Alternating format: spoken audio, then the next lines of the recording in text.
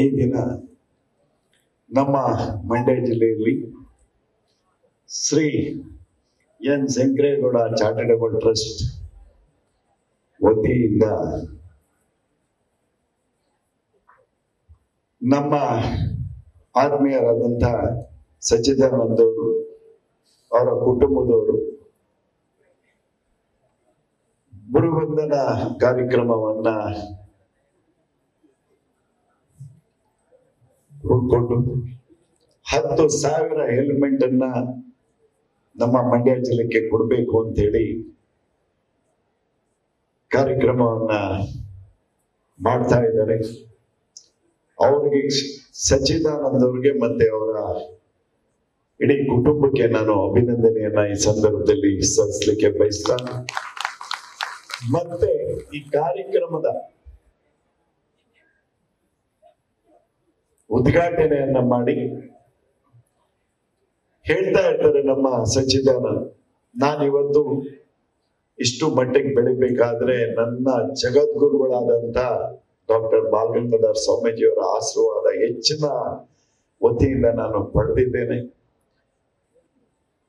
ಅದರ ಉದ್ಘಾಟನೆಯನ್ನ ಮಾಡ್ತಾ ಇದ್ದಾರೆ ಅಂತ ಹೇಳಿದ್ರೆ ನಮ್ಮ ಕರ್ನಾಟಕ ರಾಜ್ಯಕ್ಕೆ ರಾಷ್ಟ್ರಕ್ಕೆ ಒಂದು ಹೆಸರುವಾಸಿಯನ್ನ ತಂದಂತ ಆದಿಚುಂಚನಗಿರಿ ಮಹಾಸಂಸ್ಥಾನ ಮಠದ ಜಗದ್ಗುರುಗಳಾಗಿ ಇಡೀ ಭಾರತದಲ್ಲ ವಿಶ್ವದಲ್ಲಿ ಒಂದು ಹೆಸರುವನ್ನ ತರ್ತಾ ಇರುವಂತ ಶ್ರೀ ಶ್ರೀ ಶ್ರೀ ಡಾಕ್ಟರ್ ನಿರ್ಮಲಾನಂದ ಸ್ವಾಮೀಜಿಯವರ ಪಾದಕಮಲಕ್ಕೆ ನಾನು ಸಾಷ್ಟಾಂಗ ನಮಸ್ಕಾರಗಳನ್ನ ಸಂದರ್ಭದಲ್ಲಿ ಮಾಡ್ತಾ, ಅದೇ ರೀತಿ ನಮ್ಮ ಎಲ್ಲ ಗುರುಗಳ ಪಾದದೊಂದಿಗೆ ನಾನು ಸಾಷ್ಟಾಂಗ ನಮಸ್ಕಾರಗಳನ್ನ ಮಾಡುತ್ತಾ, ಮತ್ತು ನಮ್ಮ ಪಕ್ಷದ ಹಿರಿಯ ನಾಯಕರು, ಮಾಜಿ ಕಂದಾಯ ಸಚಿವರಾಗಿ ಇಲ್ಲಿ ಕರ್ನಾಟಕದಲ್ಲಿ ಒಳ್ಳೆ ಒಂದು ಹೆಸರುವಾಸಿಯನ್ನ ತಂದಂತವ್ರು.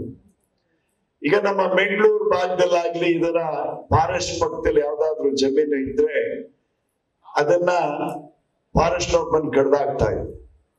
ನಾನು ಕ್ಯಾಬಿನೆಟ್ ಅಲ್ಲಿ ಇದ್ದೆ, ಅಣ್ಣವರು ಒಂದೇ ಒಂದು ತೀರ್ಮಾನವನ್ನು ತಗೊಂಡ್ರು, ಯಾವುದೇ ಗಿಡ ಮರಗಳನ್ನ ಕಡಿಯೋದಕ್ಕೆ ನಿಮ್ ಯಾರಿಗೂ ಅವಕಾಶ ಇಲ್ಲ ಅಂತೇಳಿ ಅವ್ರಿಗೆ ಲೀಸನ್ನ ಕೊಡುವಂತ ಕೆಲಸಗಳನ್ನ ಇಡೀ ಕರ್ನಾಟಕದಲ್ಲಿ ಮಾಡೋರು ಯಾರು ಇದ್ದಾರೆ ಅಂತ ಹೇಳಿದ್ರೆ ನಮ್ಮ ಅಶೋಕ್ ಅಣ್ಣವರು ಅಂತ ನಾನು ಹೇಳಿಕ್ ಬಯಸ್ತಾ ಇದ್ದೀನಿ.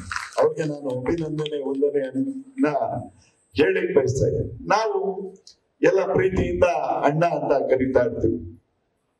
ಜಗದ್ಗುರುಗಳು ಅವ್ರಿಗೆ ಸಮ್ರಾಟ, ಬೆಂಗಳೂರಿನ ಸಮ್ರಾಟ ಅಂತೇಳಿ ಬಾಲಗಂಗಾಧರಜಿಯವರು ಸ್ವಾಮೀಜಿಯವರು ಹೆಸರುವಾಸಿಯನ್ನ ಕೊಟ್ಟಿದ್ದಾರೆ. ಅದು ಅದ್ಭುತವಾಗಿ ಇನ್ನೂ ದೊಡ್ಡ ಮಟ್ಟದಲ್ಲಿ ಬೆಳಿಲಿ. ಯಾಕೆಂದ್ರೆ ನಮ್ಮ ನಿರ್ಮಲಾನಂದ ಸ್ವಾಮೀಜಿಯವರು ಇಡೀ ಮಠ ಅವ್ರ ಜೊತೆ ಸದಾ ಇದೆ. ಇವರು ಸಹ ಮಠದ ಭಕ್ತರಾಗಿ, ನಾನು ಇನ್ನು ರಾಜಕಾರಣಕ್ಕೆ ಬಂದಿರ್ಲಿಲ್ಲ, ಜಗದ್ಗುರುಗಳು ನನ್ನನ್ನ ಕರ್ನಾಟಕಕ್ಕೆ ಕರ್ಕೊಂಡ್ ಬಂದಿದ್ದರು. ಆ ಸಂದರ್ಭದಲ್ಲಿ ಅಶೋಕನ ಸೇವೆಯನ್ನ ನಾನು ನೋಡ್ತಾ ಇದ್ದೆ. ಅದು ಈವಾಗ್ಲೂ ಅದೇ ರೀತಿ ಇದೆ, ಅದೇ ಪ್ರೀತಿ ಇದೆ ಅಂತೇಳಿ ನಾನು ಹೆಮ್ಮೆಯಿಂದ ಹೇಳಿ ಬಯಸ್ತಾ ಇದ್ದೀನಿ. ಮತ್ತೆ ಇಲ್ಲಿ ಉಪಸ್ಥಿತರಾದಂತ ಸಚ್ಚಿದಾನಂದ ಅವರೇ ಇನ್ನು ಭಗವಂತ ಅತಿ ಅದ್ಭುತವಾದ ಶಕ್ತಿಯನ್ನ ಕೊಡ್ಲಿ ಅಂತೇಳಿ ನಾನು ಎಲ್ಲಾ ಭಗವಂತರನ್ನ ಬೇಡ್ಲಿಕ್ಕೆ ಬಯಸ್ತಾ ಇದ್ದೀನಿ. ನಾನು ಹತ್ರದಿಂದ ನೋಡಿದ್ದೀನಿ ಸಚ್ಚಿದಾನಂದ. ಚಿಕ್ಕ ವಯಸ್ಸು, ಭಾವನೆಗಳು ದೊಡ್ಡ ದೊಡ್ಡ ಭಾವನೆಗಳಿವೆ. ಅವ್ರು ಹೇಳಿದ್ದೆಲ್ಲ ಸತ್ಯನೇ, ಏನು ಒಂದು ಸುಳ್ಳಿಲ್ಲ. ನಾನು ಈ ಮಂಡ್ಯದ ಉಸ್ತುವಾರಿ ಸಚಿವನಾಗಿದ್ದೆ, ತೋಟಗಾರಿಕೆ ಸಚಿವನಾಗಿದ್ದೆ. ಎಲ್ಲ ತರಕಾರಿಗಳು ಕೊಳ್ತೋಯ್ತಾ ಇದ್ದ.